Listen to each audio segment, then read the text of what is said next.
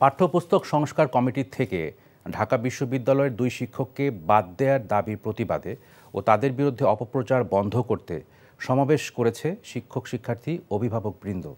বিকেলে রাজধানীর শাহবাগে সমাবেশটি হয়। সমাবেশে উপস্থিত ছিলেন ঢাকা বিশ্ববিদ্যালয়ের পদার্থবিজ্ঞান বিভাগের কামরুল হাসান মামুন ও সমাজবিজ্ঞান বিভাগের সহযোগী অধ্যাপক সামিনা লুৎফা নিত্রা।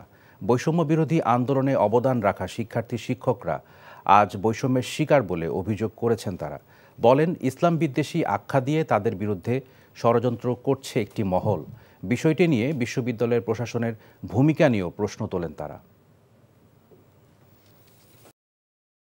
এখন আমার খুব ক্ষুধা লাগছে, আমি খাবো।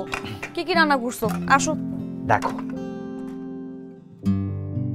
খুবই ভালো রান্না করছো। আমি তো মাঝে মাঝে চিন্তা করি আমি রান্না কেন করি, তোমারই করা উচিত। হার্ড ওয়ার্ক করুন লাগবো। আমি চাকরি করবো না, ছেড়ে দিচ্ছি। আমি প্রেগনেন্ট। একজনের উপার্জন দিয়ে কি এই ঢাকার শহরে একটা ফ্যামিলি চলে?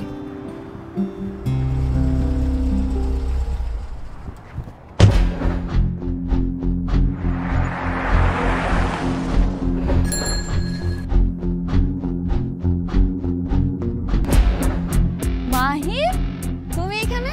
পরিচয় করে দিই, উনি আমার বস। অনেক ভালো করে চিনি। ওর পেটে যে বাচ্চা বড় হচ্ছে ও তোমার না। ওর বেঁচে থাকার কোনো অধিকার নেই। ওকে খুন করো।